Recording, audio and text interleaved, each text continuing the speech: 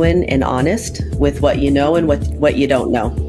And it's really just humanizing us, humanizing them, connecting. We do that with, it could be a ride-along. If it's your first ride-along, say, hey, this is my first ride-along. I'm here to, get a better understanding of what you do and how this job impacts you. I may not be the right person as a clinician. Like, I can help you with this piece, but I think it would really benefit you to talk to somebody who's actually walked in your shoes, who's been through a similar experience. Retirement is about powering down. It's about connecting. It's about fostering and building new relationships. Welcome to Respond to Resilience, along with my co-host, Dr. Stacy Raymond. I'm David Dashinger. In today's episode, we're going to be bringing together the worlds of mental health and law enforcement, and our guest is Dr. Medina Baumgart.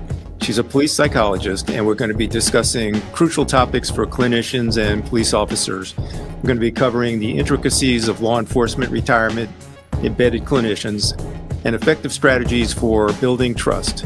Remember to like and subscribe.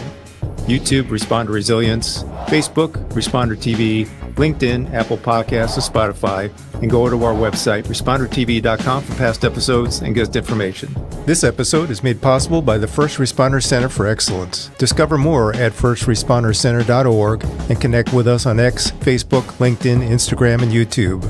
Our resource partner, Fight Camp, is offering an exclusive deal for viewers of Responder Resilience. For a limited time, you can get an amazing free package valued at $238, which includes punch trackers, quick wraps, and a free 45-day membership trial.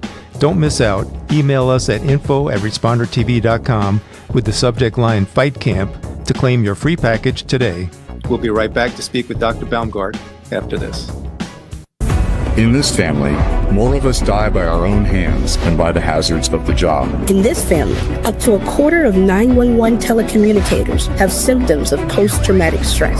In this family, our mental health and wellness are in crisis, while responders are quietly suffering. In this family, many struggle with job-related stress, burnout, moral injury, sleep disruptions, substance abuse, and relationship problems. In this family, we can help the helpers with vital information and resources, resilient strategies, and success stories of overcoming the obstacles. In this family, no one is alone. Welcome to Respond to Resilience with co-hosts retired Lieutenant David Dashinger, Dr. Stacy Raymond, and Bonnie Rumley, LCSW, EMTB.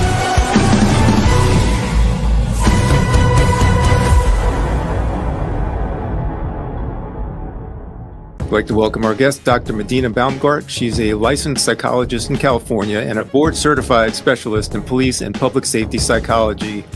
She works full-time as an embedded psychologist within a law enforcement agency where she provides therapy, critical incident debriefings, crisis response, and critical incident rollouts, training, and consultation to peer support and chaplains programs. And outside of all that, she also supports patrol stations and jail facilities. Dr. Baumgart, welcome to Respond to Resilience. Thank you so much for having me. So, Dr. Baumgart, I'd like to start by asking you to just share some insights into your background, your experience, and how you became a police psychologist, and also what is it like to be married to a police officer who is newly retired? Yeah, so my initial focus going into graduate school was forensic psychology, so that mix in between the criminal justice system and law. I began my career working in a jail facility. So I spent 8 years working in jails, primarily with adult male inmate population, obviously interacting with the deputies and custody assistants in that facility. And then I would say about 5 years into that, postgraduate, I just started losing my passion for it. I was thinking, at some point in time, I just need to change it up, try something different. And right about that time is when the job posting for the agency I'm with now came across. And it happened to be geographically much closer. So the thought of not having to commute was nice. It was working within a law enforcement agency, which was something new, but I also felt that working in the jail and building those relationships with the personnel coupled with being married to a police officer would help me. And so then 10 years ago, I landed at my agency. And it's by far been one of the most rewarding and challenging experiences I've had professionally and personally. About 4 years ago, I decided to change my focus from forensic psychology to police and public safety psychology and attain board certification within that specialty. So it's being married to a police officer definitely helps, gives me a different lens. And I like to, weave the personal experience in with the professional when I'm interacting with folks. That's great. We were talking offline. You were giving us a little glimpse into sort of the ratio of clinicians to officers in your department. And could you talk a little bit about the role, maybe in general terms, of embedded clinicians within police and law enforcement agencies, and talk about how their presence impacts the officers and the general mental health culture of the agency?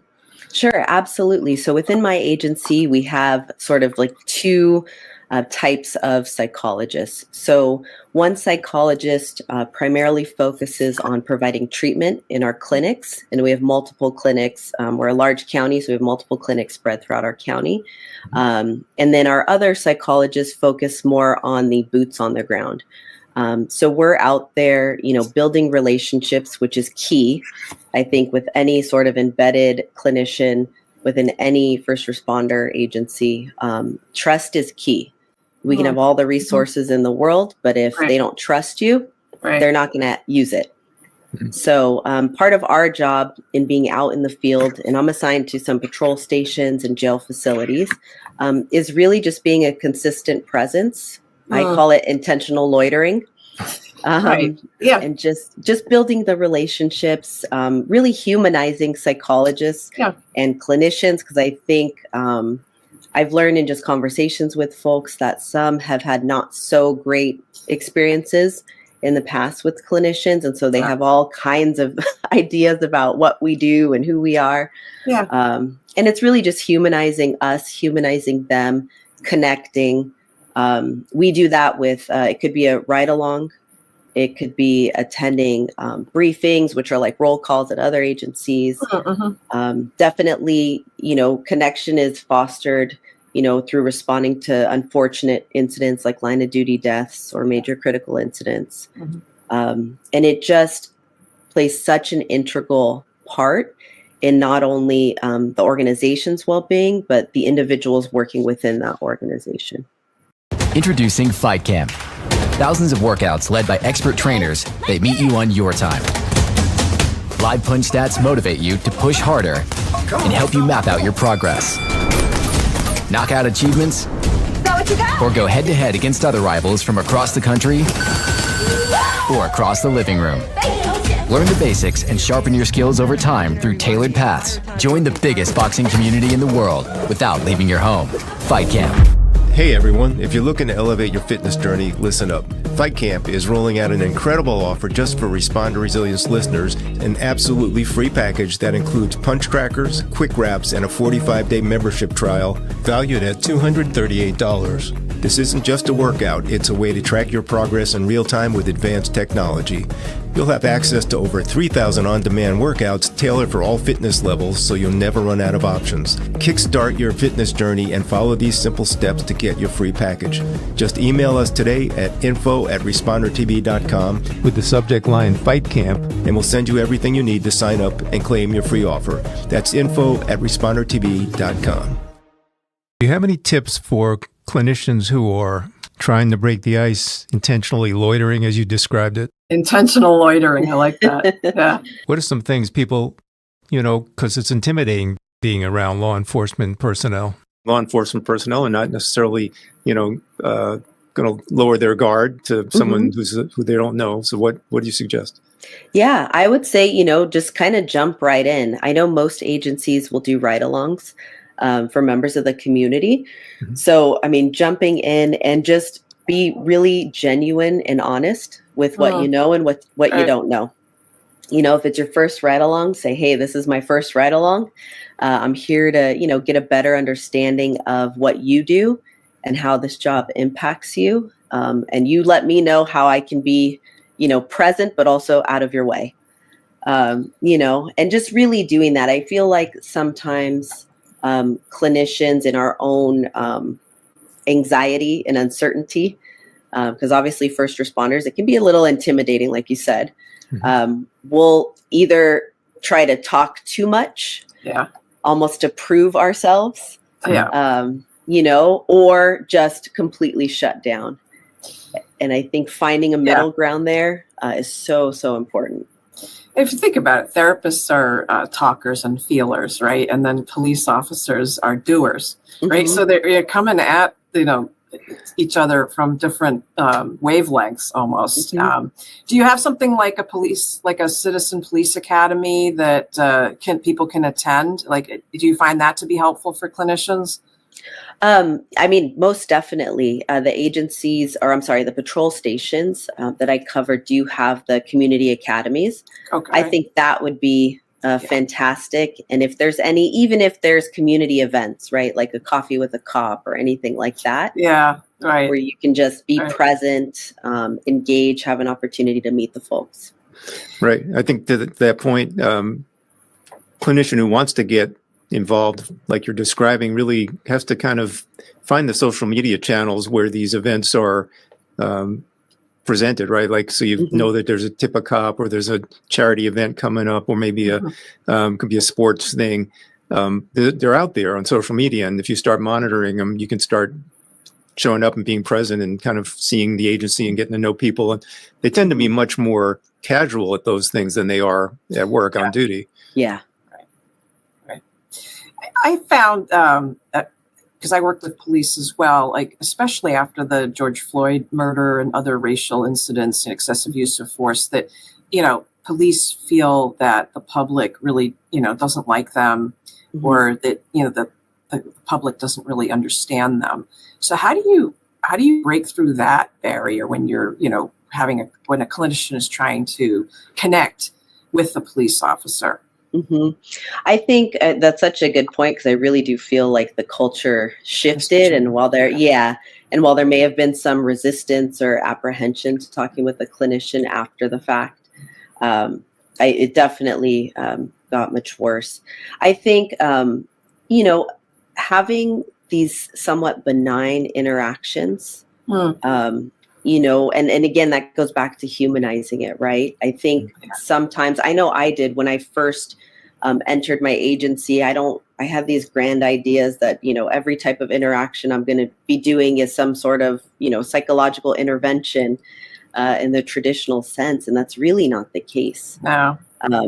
I think when I started building relationships at my unit, it was, I'm going to show up, you kind of get looks like, who the heck is this person? Right. And then you just keep showing up. Big events happen, you're there. Even if it's a major incident, let's say you're a clinician kind of on the outskirts of it, just sending, a card saying thank you, or, some snacks to the agency. They like food. Yeah, food. I've always tell people I'm not above feeding people to get some rapport. But yeah, just these very simple human things they far, far, far are more successful than kind of trying to be clinical or, the subject matter expert in mental health things. It's like, just be human. Right. Well, I know this is a topic near and dear to your heart, as it is to ours, and it's retirement. In your experience, what unique challenges do law enforcement officers face as they near or get into retirement, and what strategies do you recommend to help them navigate these changes? Yeah, so many challenges. I always say the job wires your brain and body to protect, coupled with the training and experiences that you get. And unfortunately, that's the opposite of what you want to be doing in retirement, right? Retirement is about powering down. It's about connecting. It's about fostering and building new relationships and new purpose. I would say the biggest challenges that I've seen, I know identity is a big one. Yeah. And I think some officers do a really good job of maintaining a balanced identity throughout their career. Others, like my husband's perfect example, he was the all-in guy. Everything on duty, off duty was being a cop. And so obviously, when he retired, that was a huge part of his identity gone. Right. And it's trying to figure out, what do I do now? Another piece that I think often gets overlooked is the impact of the nervous system. When you're chronically in this hypervigilant state and you're bombarded by stimuli, whether that's scanning your environment, listening to radio traffic. When I'm on a ride along, there's sometimes 2 or 3 radio channels going on at the same time. Yep. Yeah. Interacting with people, responding to calls for service, making all of these decisions.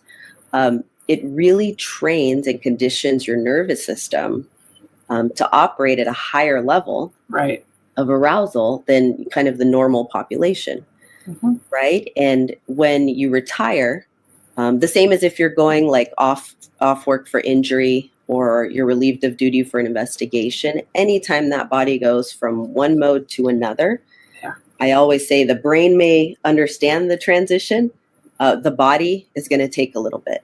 And I always reflect it back to, when I'm talking to officers and retirees, is think about when you first started the job and think about that first hot call that you went on and the adrenaline and what you sounded like over the radio.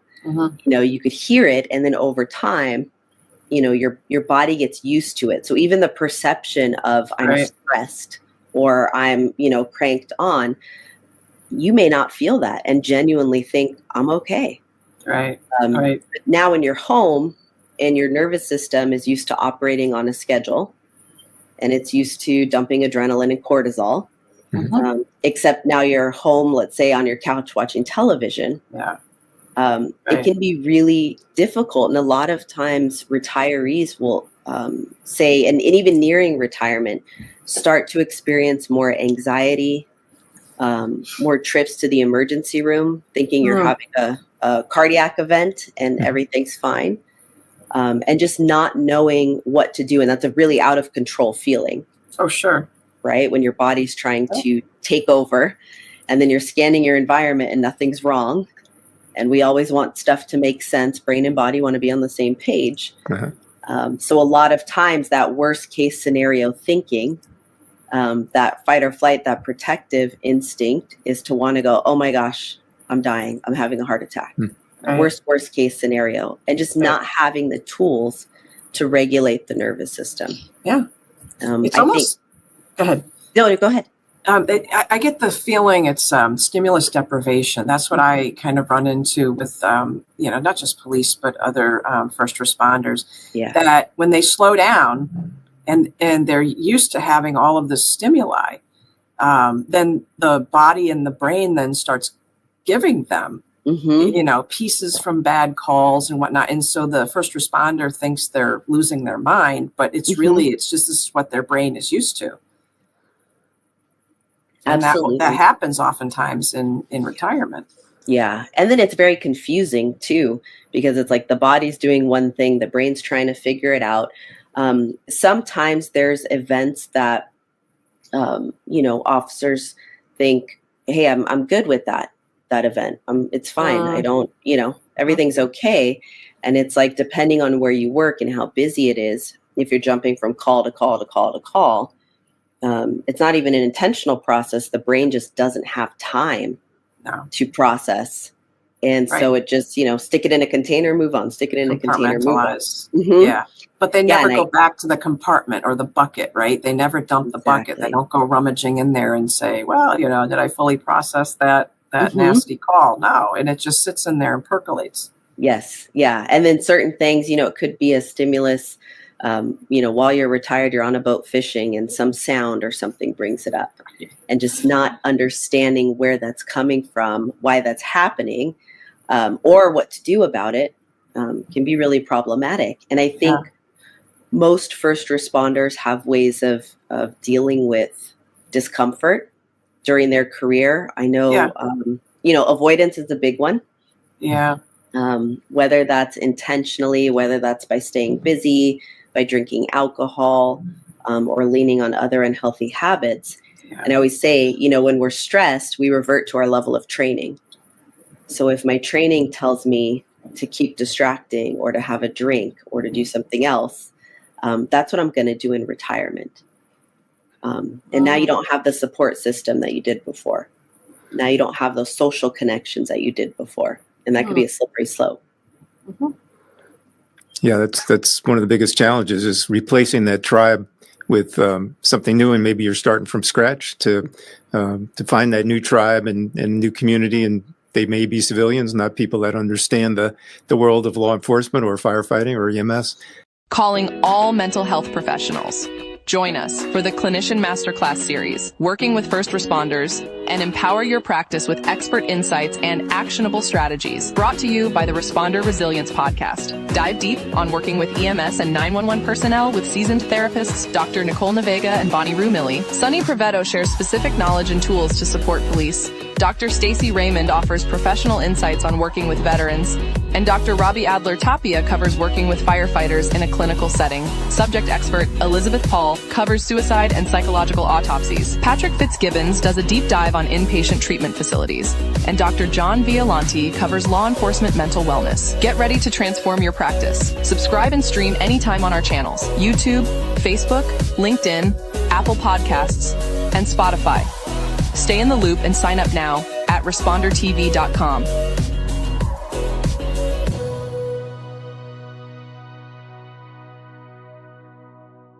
There are numerous challenges, and they're pretty formidable in terms of coming fast and furious as soon as you kind of walk out the door and and start that retirement phase. Yeah, and I think there's a big stigma too. A lot of times, I think the expectation, right, when people retire, what do people say? Oh, congratulations! It's going to be so great. I wish I was retired. Right. Yeah. And so I feel like it puts this expectation, like I should be okay in retirement. Mm-hmm. Sure. And then when these things pop up, why am I not okay? Right. Something's wrong with me. Yeah. That just is a catalyst for all of those other things. As you said, David, they lose that tribe. This is why I've always thought that it would be a great idea for retirees to be part of the peer support team, because they've been there, done that. And then they get to stay connected, to helping out younger police officers. But I don't find that to be a trend. It's too bad. It would help them stay connected. But speaking of peer support teams, Dr. Baumgart, can you comment on what role does that play outside of, being an embedded clinician? Like, what's the purpose of the peer support team? I view our peer support team, combined with our law enforcement chaplains, they're force multipliers. Yeah. There's going to be situations where I may not be the right person as a clinician. Like, I can help you with this piece, but I think it would really benefit you to talk to somebody who's actually walked in your shoes, who's been through a similar experience. Yeah. And I think, sometimes I've seen clinicians kind of get sucked into a power struggle. Well, I'm the expert, I'm the professional, therefore I know better. Instead of viewing peer support as that false multiplier component of, we can work together. The mission's the same. We want to help people. We're just coming at it from different sides. Right.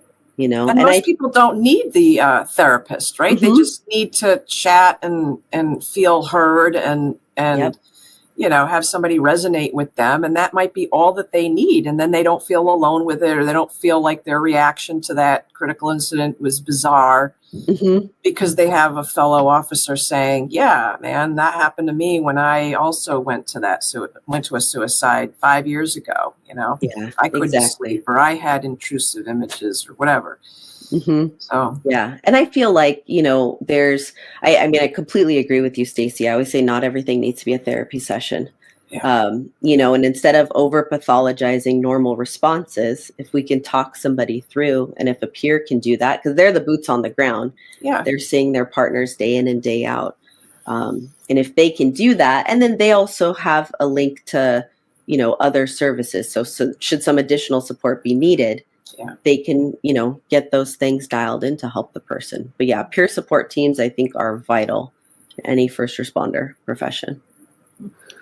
I want to jump to something else, and it's a term I'm not that familiar with. It's co-response models. Can you talk a little bit about what those are and how do they support law enforcement personnel?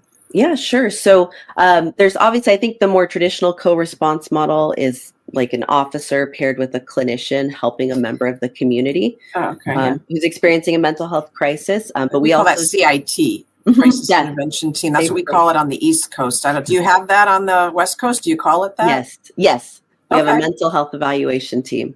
Oh, all right. So they're county clinicians paired with our deputy personnel. They get specialized training and co-respond to calls for service and things involving mental health issues. Within our agency, in terms of co-response and supporting personnel. So when there's a major incident and we respond, we have a psychologist, a peer supporter, at least one peer supporter, and a law enforcement chaplain. And we call this our triad of care. So we're really all responding. I think on the back end, it also shows like, hey, we have a team here to support you. Like, we got you covered, regardless of what it is. I think boots on the ground as a psychologist responding to stuff, some of those scenes can be very chaotic and stressful and very heavy. Yeah. So I feel to the benefits of the co-response model, not only to help personnel, it also helps us as the care providers, whether you're a peer support, a mental health clinician, or a law enforcement chaplain, because what we do is we get to not only during the incident, if one person's, let's say the chaplain or the peer support members connecting right away, and the clinician, we're standing back here, I'm observing, I'm making notes, I'm trying to track, who needs what, get additional resources if I need to. And then afterwards, I think the ability to debrief with a team that responded immediately after, I think is so beneficial in terms of reducing like compassion fatigue and burnout for clinicians, for peer support teams, and our chaplains. If we go back to the scene you just described, let's say it's a large critical incident, chaotic, this could be helpful to clinicians, I think. How should you navigate that and know when to step back, when to step forward and get involved, when to, what's hot zone, cold zone, where should you be? Like, how do you tell people to navigate that as a clinician? Yeah, so anytime we respond, immediately check with whoever the incident commander is. Because they're going to be the ones that know, here's what's going on, here's what's safe. If it's a situation that's still evolving, they'll tell you, hey, make sure you stay in this area. Checking for any additional resources if they're needed and available. So that's that co-response, bringing in other clinicians or peer support or chaplains. Observing. I think observing is really important as clinicians. And I experienced this myself during my first rollout. We want to just jump in and be helpful. Yeah. But when we get there, and it's chaotic and stuff's still evolving, you're like, I don't know what to do. Yeah. And I struggled with that as a clinician because I felt I was being ineffective. Come to find out later on, the impact that just you being present. Correct. Right. You're holding space for them, right? You're a caring entity that is there, and there's maybe nothing to do, but the fact that they see that you're there has like some sort of healing effect. It ratchets down the intense alone feeling that each one of them is probably feeling, even though they're all seeing it. Yeah, exactly. And I think that was a big lesson that I learned, just getting feedback from other, deputies and personnel is, hey, we saw you there. Thank you for going. And that was helpful for me because I was struggling with, okay, I showed up, but I was so ineffective. Right. Yeah. What did I do? And sometimes it's practical stuff, right? Sometimes it's like a case of water. We could use a case of water over here, Yeah. I have case of water. I have stress balls in my car. I have tissue in my car, when you respond to these things. And it's really just assessing the need level and then being present, And then making notes. So if you notice particular folks are struggling, maybe just make a little note. So you could in follow your up. head, you mean? You're not sitting Yeah. there, right? Oh yeah, I'm not sitting I just there. wanted to be clear. I know you knew that, but any clinicians listening, I just don't want them. We don't want to whip out our clipboard and start. No, yeah. Yeah. How about follow-up? So now you've kind of made these mental notes. What do you do with that after the incident's over and looks like, you need to follow up with people that were involved? So carrying contacts are so important. That could be showing back up to the unit a day or two later. That could be if there's anybody in particular who might be struggling, maybe it's a phone call if you're able to get their information. Just to check in or checking in with the supervisor and saying, hey, I noticed a lot of folks were struggling with this one. Yeah. Here's maybe some information. So almost consulting behind the scenes with the supervisor, right? Here might be some information that you can share with your team to be helpful. Right. And encouraging them to reach out to whatever resources are available for them. And then also, some agencies may not have knowledge of the resources that are available. So sometimes, even just writing up, let's say, an info sheet of resources in that area that are available for support and giving that to a supervisor or to the agency and say, hey, if you notice these things, it's okay. Help is available. So your people don't have to struggle. As firefighters and first responders, we're brilliant at the basics. We master the art of stretching the line, and we excel at being there for those who need us most. Yet even the best of us can be caught off guard. We sometimes face unexpected challenges, like injury, cancer, or post-traumatic stress symptoms. But you're not alone. The First Responder Center for Excellence is here to equip you with the tools and resources you need to stay informed and prepared. We help you focus on staying strong, safe, fit, and resilient. Optimize your performance with cutting-edge health, wellness, and science information. From fitness to nutrition, medical evaluations to behavioral health, cancer awareness to cardiac health. We've got you covered. Remember, we're stronger together. Discover more at firstrespondercenter.org and connect with us on X, Facebook, LinkedIn, Instagram, and YouTube. The First Responder Center for Excellence. Equip yourself with excellence for every call.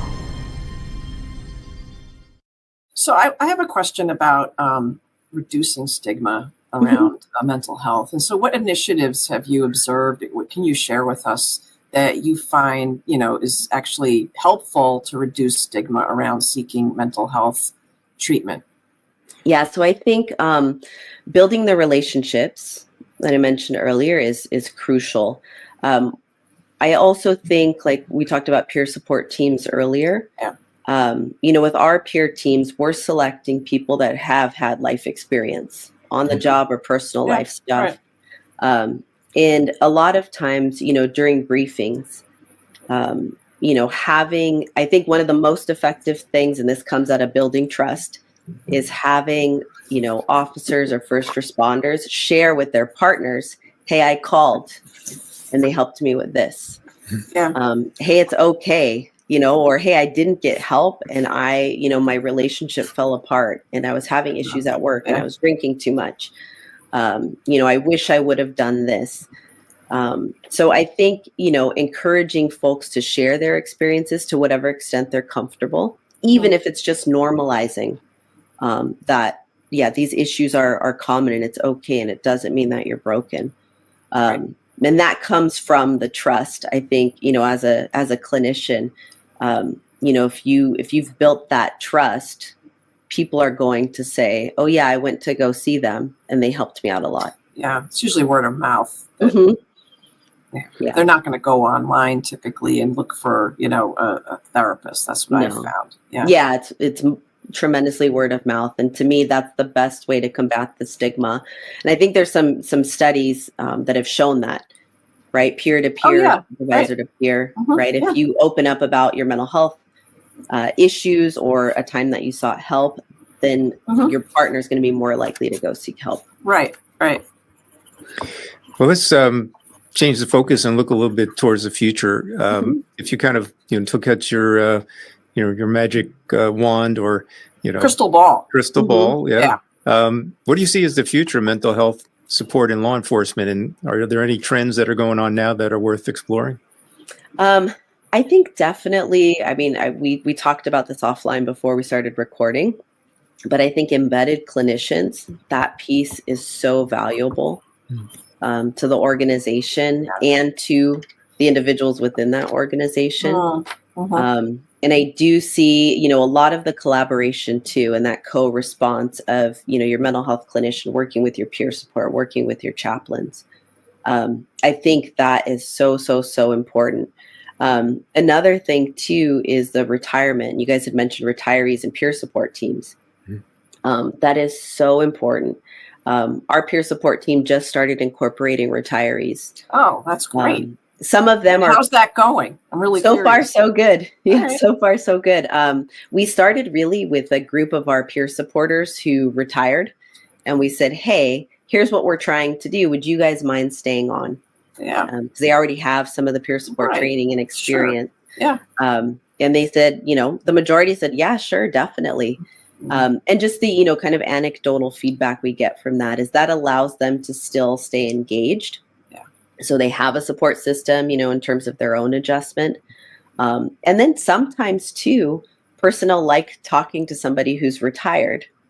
So if they have any concerns of, oh, I don't want this to get back to my department, you know, you say it's confidential, it's not really, you know, any of those types of things, talking to somebody who's officially done with the department is really, really helpful. So I think, yeah, definitely getting that. And I think starting from day one, if I had the magic wand and, you know, could make anything happen, would be getting trained up for retirement before retirement, because you don't know. Yeah. And a lot of, I think people take it for granted. I want to do whatever, it's 20, 25, 30 years. Yeah, but you don't know. Yeah. Sometimes things happen. Sometimes you get injured. Sometimes you're like, you know what, my family's suffering. I just want to retire so I can spend time with them. Yes. And just really, really, really, I think in terms of training for organizations, is train your people to live well on the job and off the job. So skills, balance. Yes, right? skills Balance. to regulate their nervous system. Yes. Building relationships outside of the first responder community. So you're not getting overinvested, you know, things like that, and really, really training people to do that and to train their nervous system to do that. I think is so important. I'd love to have you share about your book. It's called Surviving Retirement: Finding Purpose and Fulfillment Beyond the Badge. Tell us about that, and where can people find it? Yeah, so the book is on Amazon and other online retailers. Truth be told, I never sought out to write a book. I was strongly against it after my dissertation and board certification. I said, I never want to write anything. But I found in my own journey and struggle to understand what my husband was going through and feeling helpless to support him. I found that there was some information, but from my lens, not enough to really, give me those tools. Yeah. And so, we developed a training course, a retirement training course. And from that, people said, hey, you need to write a book about this. Yeah. And it really is, it's the meat and potatoes. It's an easy read. And it's about, hey, here's the different areas of retired life that you might find yourself having difficulty adjusting to. Here's how to take inventory. So some questions, kind of self-assessment, self-reflection, where you stand. And then here's kind of an explanation of why you might be struggling in this area. And then here's some tools to do something about that and to help yourself. And so really the book, it's intended to just combine all of those things. We do share some of my husband's adjustment, my adjustment as a spouse, just to normalize some of those things. Yeah. But yeah, it's really intended to fill the gap of those things that I was looking for and I couldn't find. It's great that it's compiled into a book, right? Because sometimes that's what people, they just want, just show me what to read that's rather thorough. I don't want to have to Google this and Google that and go to different sources in order to figure out how to face retirement. Yeah. Yeah. It's great that it's matched up with a training component too. So you've got a great resource there. Dr. Baumgart, where can people find you? What are good ways to contact you or find you on social media, website, that type of stuff? Yeah, sure. So my website is www.drbaumgart.com. On Instagram, I'm on there. It's at Dr._Baumgart. And then on LinkedIn, my name, Medina Baumgart. And people can message me or find me there. Stacey, any final thoughts for Dr. Baumgart? This is fascinating because we really haven't interviewed somebody who is an embedded clinician within the police department. So this, what you shared today is going to enlighten a lot of people. So thank you so much. Yeah, thank you. Thank you. Yeah, both. thanks. I'm totally digging on everything you said. Actually just did a ride along with our sheriff's department here where I live, just to see what it's like, because even having done 21 years in the fire service, co-responded with law enforcement, their world is very different. And so it was eye-opening and really fascinating to see all that goes into doing that job. Yeah, it's very complex, to say the least. Yeah. Well, thanks again for being with us. We appreciate you and all the work you're doing. And we invite you to like and subscribe. YouTube, Responder Resilience. Facebook, Responder TV. LinkedIn, Apple Podcasts, Spotify, and go to our website, respondertv.com, for past episodes and guest information. Until the next time, stay safe, be kind to yourself, take care.